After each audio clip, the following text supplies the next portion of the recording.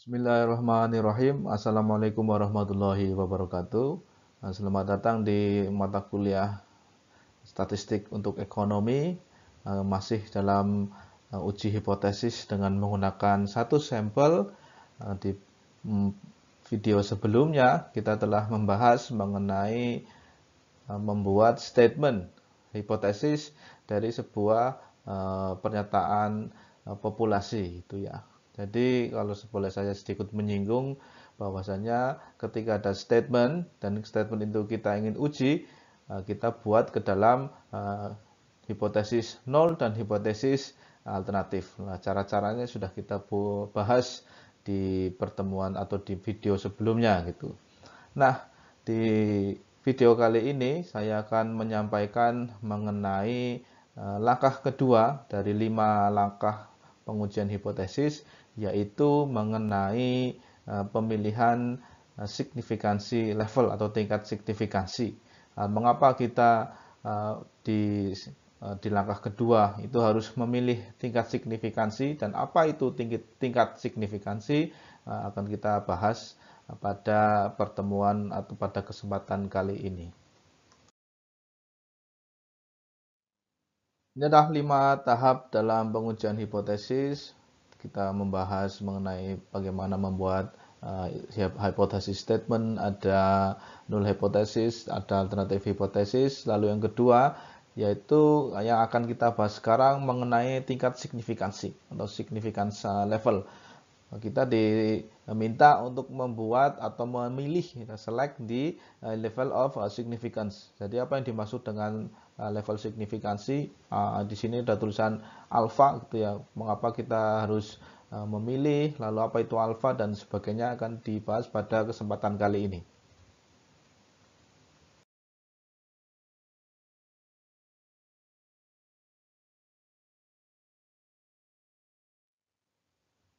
Apa yang dimaksud dengan level signifikansi? Nah, ini secara definisi tingkat signifikan atau level signifikansi adalah the probability of rejecting null hypothesis when it is true. Jadi kemungkinan kita menolak pernyataan di hipotesis nol padahal pada kenyataannya hipotesis nol itu betul. Nah, apakah ada kemungkinannya? Ya, tentu ada kemungkinannya. Kenapa demikian? Karena kita hanya menggunakan apa kemarin data sampel. Jadi kemungkinan kita menolak nol hipotesis atau hipotesis nol karena data sampel kita bisa jadi terbatas. Nah, itu ada kemungkinannya. Nah, kemungkinannya itu disebut sebagai tingkat signifikansi. Nah, karena kita hanya menggunakan data sampel, ada probabilitas bahwasannya pernyataan kita tidak didukung oleh data sampel yang kita gunakan. Nah, signifikansi level itu seringkali disimbolkan dalam huruf Yunani itu ya, alfa. Untuk lebih mudah dipahami, mari kita gunakan ilustrasi kasus sebagai berikut. Nah, ini contohnya misalkan seperti ini. Misal Anda berpasangan atau memiliki pacar gitu ya. Lalu Anda mencurigai pasangan Anda atau pacar Anda karena baru jadian dan dia baru putus dari mantannya. Misal seperti itu. Dan kata teman atau sahabat Anda, pasangan Anda atau pacar Anda itu sering kedapatan ngobrol dengan mantannya di kampus. Nah, Anda memaklumi karena mantan Anda itu satu kampus dengan Anda gitu ya. Jadi karena mantannya satu kampus, satu universitas, ya ada orang ngomong sering ngobrol tuh sama mantannya gitu ya. Ini Anda maklumi. Tapi Anda juga mungkin khawatir gitu ya. Lalu Anda memberikan ultimatum kepada diri sendiri dan pasangan dan pacar Anda. Awas loh kalau sering ketemu pacar melebihi waktu yang ketemu dengan saya, maka saya putus. Nah, seperti itu, misal gitu ya. Ini contohnya. Ultimatum yang dibuat Anda untuk pasangan Anda seperti ini. Jika rata-rata waktu pasangan Anda bertemu dengan mantannya lebih dari 6% dari rata-rata waktu dengan Anda, maka Anda memutuskan untuk tidak melanjutkan hubungan itu. Jadi Anda mengultimatum pasangan Anda, awas kalau dari beberapa hari yang ditentukan kamu itu ketemunya lebih dari 6% daripada ketemu dengan saya, maka kita tidak lanjut pacaran, misal seperti itu ya. Lalu Anda nanti menyewa detektif misal, atau membayar teman Anda untuk memata-matai pacar Anda untuk menguji kesetiaan pasangan Anda selama waktu yang telah ditentukan. Jikalau ternyata dia ketemu dengan mantannya lebih dari 6%, itu berarti gagal move on. Kalau rata-ratanya kurang dari 6%, berarti dia setia dengan Anda. Nah, inilah hipotesis atau dari sebuah kasus pernyataan yang Anda buat, ultimatum yang Anda buat. Kita buatkan hipotesisnya, kurang lebihnya seperti ini. Jadi kalau lebih dari 6%, kalau tadi berarti dia gagal move on. Lawannya apa? H0-nya kurang dari sama dengan 6% atau maksimal 6%. Jadi dikatakan setia gitu ya.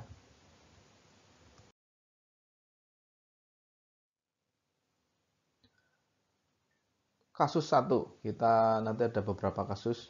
Kita lihat kasus 1 seperti ini ya. Dari data sang detektif, dia menyampaikan seperti ini. Saya telah mengikuti pacar Anda selama 50 hari. Nah, 50 hari ini sebagai sampelnya. Nah, selama 50 hari itu, pacar Anda ketemu dengan mantannya itu 4 kali. Dan 46 kali atau 46 hari itu bertemu dengan Anda. Nah, Anda mengolah informasi dari sang detektif ini. Dari 50 hari, 4 kali, 4 hari ketemu dengan pacarnya, lalu 46 kali bertemu dengan Anda. Lalu kan Anda tadi punya hipotesis. Ini yang saya tolak atau tidak tolak, atau saya terima H0 atau HA. Lalu Anda berpikir, menghitung gitu ya, 4 dari 50 itu 4 per 50 adalah 0,08, berarti 8%. Oh, dengan demikian pacar saya telah melanggar janji ini karena dia melebihi 6%. Karena ultimatum saya tadi kalau lebih dari 6% berarti kita tidak melanjutkan hubungan. Dan ternyata dari data ini kita ambil data sampelnya 50 hari, dan 4 hari dari 50 hari itu dia ketemu mantannya berarti 8%. Dengan demikian dia lebih dari 6% gitu ya, Anda memutuskan untuk putus. Hipotesis nolnya ditolak. Nah, karena yang dihasil dari data lapangan adalah 6%. Pacar Anda gagal move on dengan mantannya gitu ya.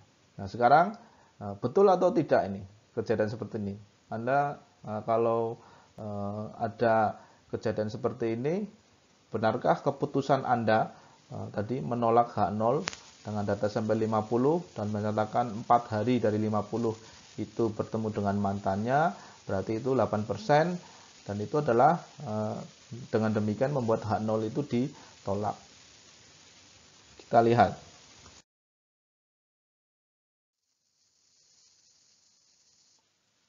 Namun jika dilihat seperti ini, 4 kali pertemuan pacar Anda dengan mantannya dalam jarak 50 hari, padahal Anda dengan pasangan Anda sudah berpacaran selama 4000 hari. Jadi yang dijadikan sampel itu 50 hari, padahal Anda sudah berpacaran selama 4000 hari. Berarti pada dasarnya 4 hari dengan ketemu mantan dibagi 4000 hari dengan Anda itu hanya 0,001 atau 0,1%, dan nilai 0,1% ini sangat jauh dibandingkan ultimatum 6%, bahkan dibandingkan dengan yang tadi 8%. Nah, Anda memutuskan pasangan Anda adalah sebuah kesalahan tentu. Karena apa? Anda menolak hipotesis Anda bahwa pasangan Anda setia dan gagal move on. Nah, ya. Inilah yang disebut dengan error tipe 1.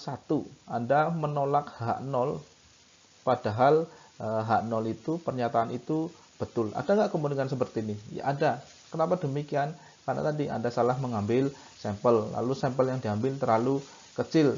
Anda bayangkan kalau sampel yang diambil itu 4 hari, Anda ngasih ultimatum 4 hari, tentu kemudian 100% lah dia ketemu dengan mantan Anda, padahal Anda berpacarannya sudah 4.000 hari. Nah, kemungkinan ini sangat maklum, sangat sering terjadi dalam penelitian yang menggunakan data sampel. Jadi ada kemungkinan kita menolak pernyataan H0 karena pernyataan H0 itu didukung oleh data yang sedikit, misalkan karena datanya terbatas, karena kita tidak mengetahui jumlah populasi yang sesungguhnya, sehingga ada kemungkinan kita salah melakukan menolak H0 padahal H0 itu betul. Nah, ini disebut dengan error tipe 1.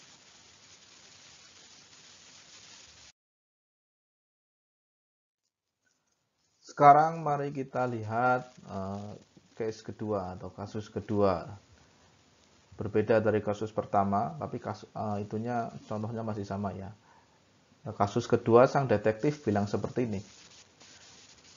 Dia telah mengikuti pasangan Anda selama 50 hari, jadi sampelnya 50 hari, dan selama 50 hari itu ternyata pasangan Anda bertemu dengan mantannya sebanyak 2 kali. Nah, sisanya 48 kali adalah bertemu dengan Anda atau pertemuan dengan Anda. Jadi seperti ini data yang disampaikan oleh sang detektif setelah memata-matai pacar Anda selama 50 hari. Kita lihat, Anda lalu berpikir dan menghitung, jadi cuma ketemu 2 dari 50 hari. 2 dari 50 itu 0,04 atau 4%, dan 4% itu kurang dari sama dengan 6%. Dengan demikian pasangan saya setia. Nah, dengan demikian karena Anda baru belajar statistik, dengan data ini Anda memutuskan untuk tetap berpacaran dengan pasangan Anda. Seperti itu ya. Anda kesimpulannya seperti ini, keputusannya. Hipotesis 0 saya tidak ditolak karena 4% tadi kurang dari sampai dengan 6%, dan pacar saya setia. Anda bangga gitu ya. Kita lihat kejadiannya atau kemungkinannya.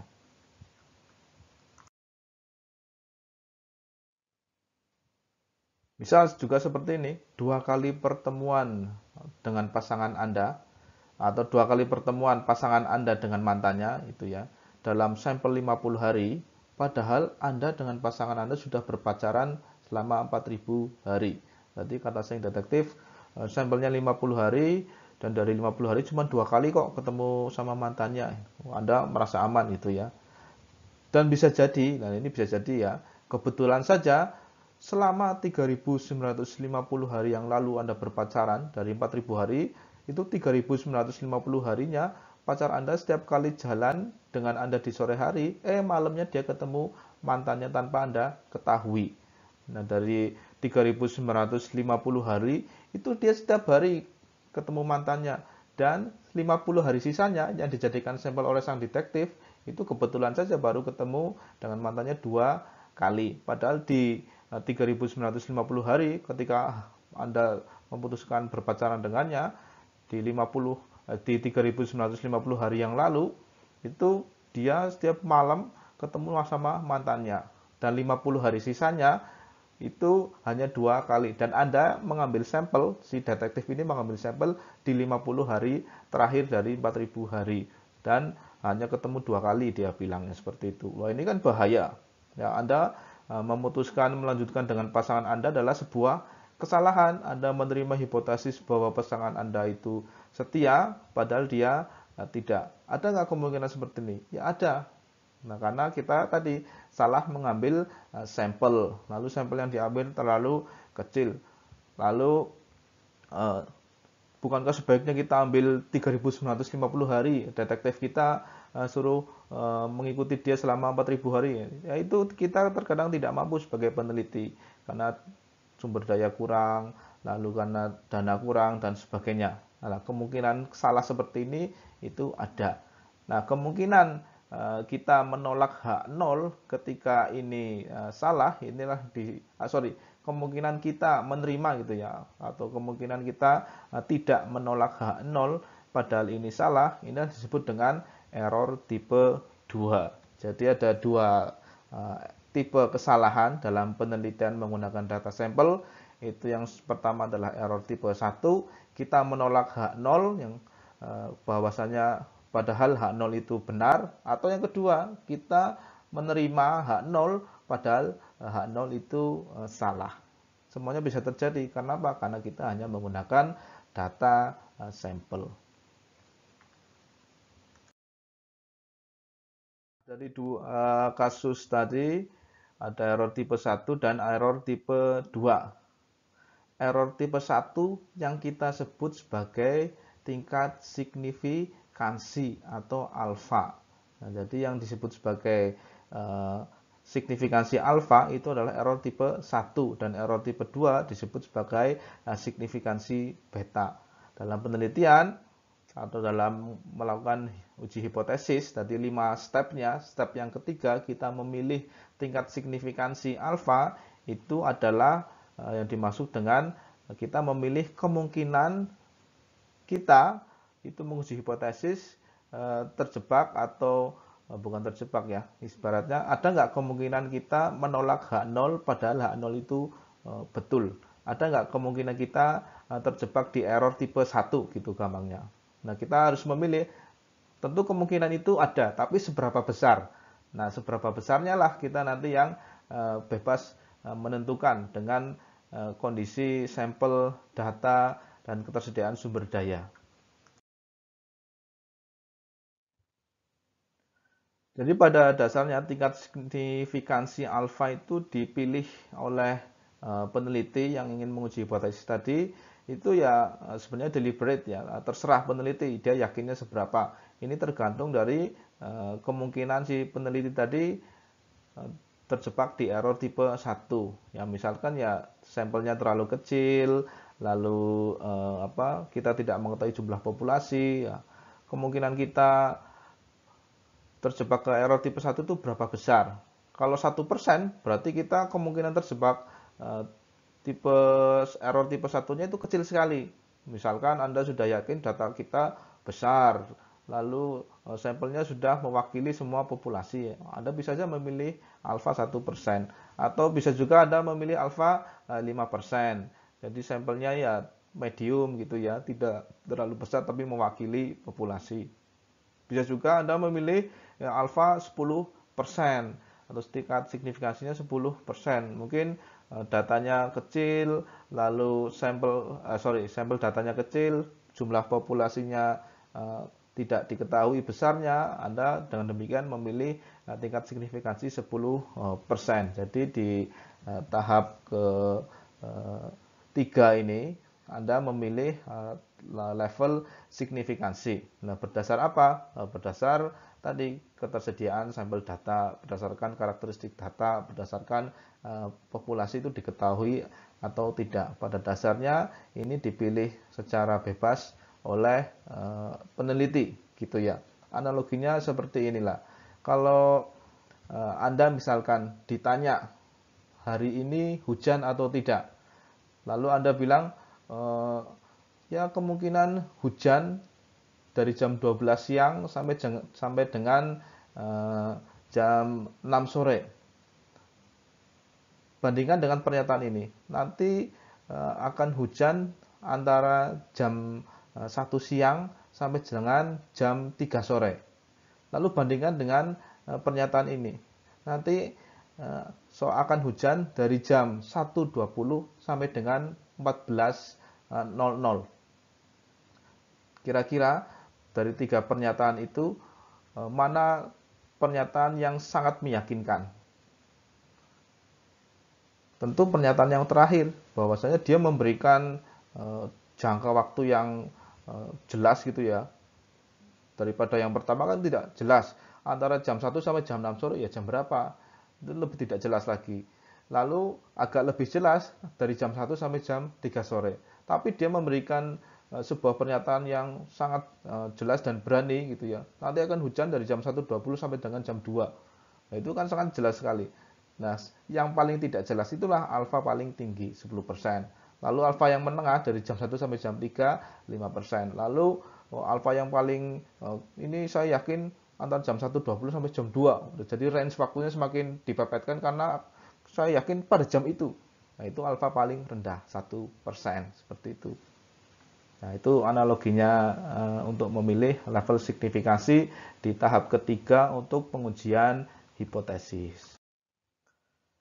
Oke, saya rasa inilah langkah ketiga dalam pengujian hipotesis, yaitu memilih tingkat signifikansi. Jadi, memilih tingkat signifikansi karena kita menggunakan data sampel, ada kemungkinan kita melakukan kesalahan dalam menolak atau tidak menolak hipotesis 0.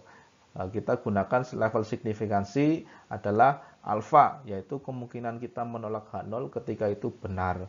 Karena apa? Karena tidak didukung oleh data yang besar atau sampel data kita terlalu sedikit atau kita tidak mengetahui jumlah populasi yang sebenarnya. Sehingga kita dalam memilih sampel bisa jadi melakukan kesalahan. Nah, melakukan kesalahan itu kita perhitungkan dalam menggunakan tadi probabilitas alfa atau probabilitas melakukan kesalahan error tipe 1 atau kita memilih tingkat signifikansi alfa. Demikian pembahasan sesi kali ini, semoga bermanfaat. Kita jumpa di sesi selanjutnya. Wassalamualaikum warahmatullahi wabarakatuh.